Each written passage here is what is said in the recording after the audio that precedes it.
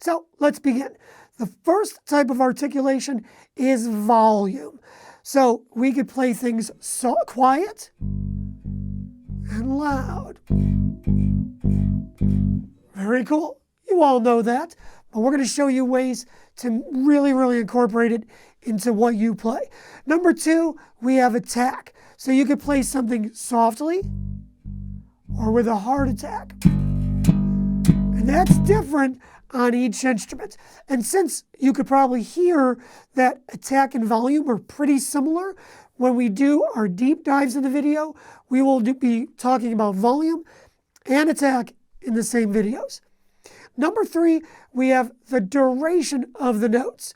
So we could play notes short and we could play them long. And that's within one beat. So I could play short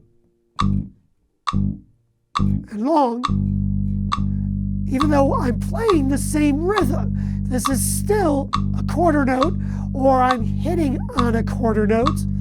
A lot of times I'm talking. So short and long. And of course, with all of these, there's a lot in between. Number 4, we have timbre. Now, it's timbre. Don't call it timbre. Even though it looks like timbre, we call it timbre. And timbre is basically the tone of the sound you're producing. You can think of it as a bass or treble type tone. You can also think of it as dull or bright. And we can obviously electronically manipulate this or use tools like mutes, let's say, to do this. But most of us can do it acoustically as well. Just where I put my hand can give me a dull or a bright tone. So that's timbre. Number 5, we have pitch. And pitch is basically, well, if I just keep my pitch in the same range,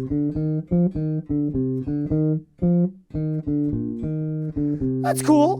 But if I expand the pitch of my instrument to include notes higher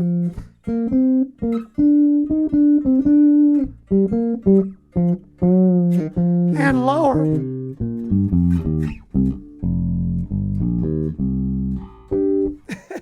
so that makes it a little bit interesting. So we'll teach you how to expand the range of your instrument. Number 6, we have tempo. Now, when we refer to tempo, it's usually the speed of the song or the particular part of a song. But that's not what I'm talking about. I'm talking more about rhythmic subdivisions, which we talk about all over these musicianship videos. So if you only play a certain type of rhythm in your song,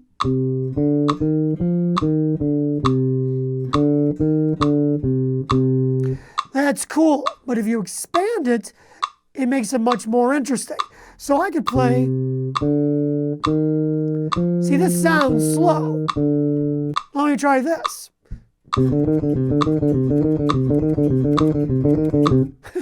So I'm still at the same tempo. That tempo didn't change, but it felt like I played things slowly and I played them quickly. So that's how we can manipulate tempo. And finally, we have a various amount of ornaments and embellishments. So these are usually other ways to manipulate the notes that are sometimes specific to instruments and sometimes general. Most instruments can play some type of vibrato. Most instruments can slide into a note, which we call grace notes. On guitar instruments, fretted instruments, we call it slides or hammer-ons. So we'll be learning about all those types of ornaments and embellishments for all various types of instruments.